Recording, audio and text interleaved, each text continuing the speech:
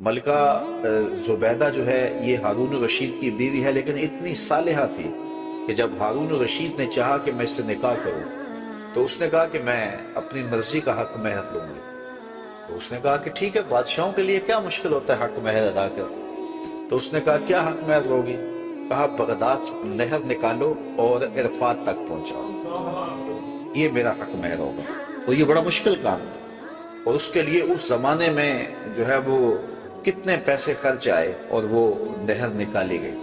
اور جب وہ نہر جاری ہو گئی تو جو خادم تھے انہوں نے آ کے حساب پیش کیا ملکہ کو کہ یہ اس کا حساب ہے، اتنے پیسے خرچ آئے ہیں۔ تو نہر کے کنارے جب وہ دورہ کرنے گئی، دیکھنے گئی، تو انہوں نے حساب پیش کیا تو اس نے کاغذ پھاڑ کر کے نہر کے اندر پھینک کر کے کہا ترکنا الحساب الی یوم الحساب، ہم اس کا حساب یوم حساب پہ چھوڑتے ہیں۔ تو وہ نہر پھر جب تک یہ جدید ذرائع نہیں آئے تھے تو حاجیوں کے لیے سیرابی کا باعث بنتی رہی، اور نہر زبیدہ کے آج بھی اثرات جو ہے وہ میدان عرفات کے اندر دیکھے جا سکتے ہیں۔ تو یہ بغداد سے چلتی تھی نہر اور مکہ المکرمہ تک پہنچتی تھی، اور یہ حق مہر تھا زبیدہ خاتون۔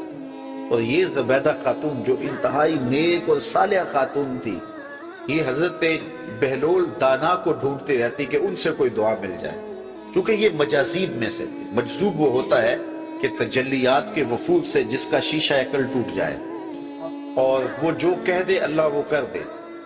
فرمایا صحیح حدیث میں ہے رب اشعث اخبر مدفوع بالابواب لو اقسم علی اللہ لابر، بہت سارے لوگ ان کے کپڑے پھٹے ہوئے، حالات پرا گندہ، بال بکھرے ہوئے، لیکن فرمایا انہیں کہیں چھیڑ نہ بیٹھنا، اللہ کے نام پہ وہ قسم ڈال دیں تو اللہ فوری پوری کر دیتا۔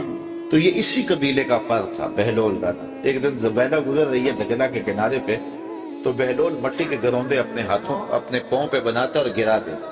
یہ کبھی آپ نے بچپن میں منظر دیکھا، وہ گلی میں ریت پھینک جائے تو بچے جو ہے وہ پاؤں کے اوپر گروندے بنا دیتے ہیں اور پھر ان کو ہولے سے پاؤں نکال لیتے ہیں، پھر جب کھیل ختم ہو تو گرا دیتے ہیں۔ یہی شغل بہلول کر رہا ہے دجلہ کے کنارے۔ تو ملکہ زبیدہ گزری، پوچھا بہلول کیا کر رہے ہو؟ کہا جنت کے مکان بنا۔ کہا بیچتے ہو؟ ہاں بیچنے کے لیے بنا رہا ہوں۔ کتنے کا؟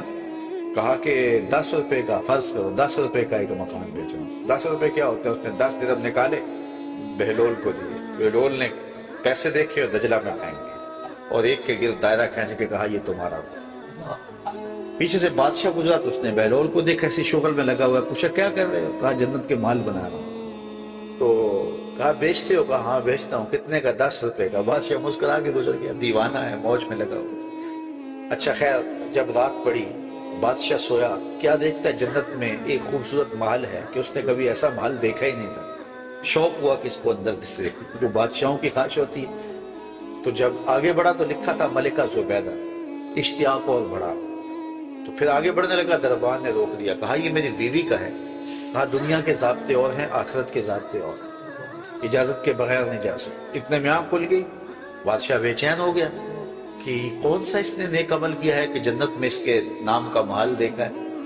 تو اس نے ملکہ کو بیدار کیا اور کہا کہ کیا ماجرا ہے کہ میں نے یہ خواب دیکھا؟ اس نے کہا میں نے تو کوئی خاص عمل نہیں کیا، وہی معمول کی عبادتیں ہیں، وہی نیکیاں ہیں۔ ہاں یاد پڑا، آج میں گزر رہی تھی راستے میں دجلہ کے کنارے، بہلول بیٹھا تھا اور وہ محل تعمیر کر رہا تھا، وہ گروندے، اور کہہ رہا تھا یہ جنت کے محل ہیں۔ تو میں نے کہا کہ ٹھیک ہے، اپنی موج میں ہے، تو ایک میں نے اس سے خرید لیا تھا۔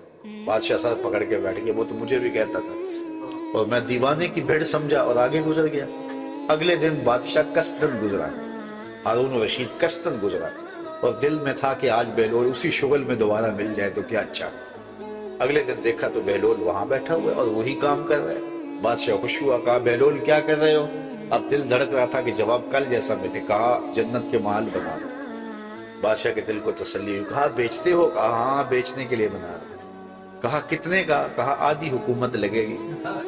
کہا کل تو 10 روپے کا کہتے ہو۔ کہا ہاں کوئی اور آئے تو اس کے لیے 10 روپے کا۔ کہا تو میرے لیے اتنا مہنگا کیوں؟ کہا تم دیکھ کے جو آئے۔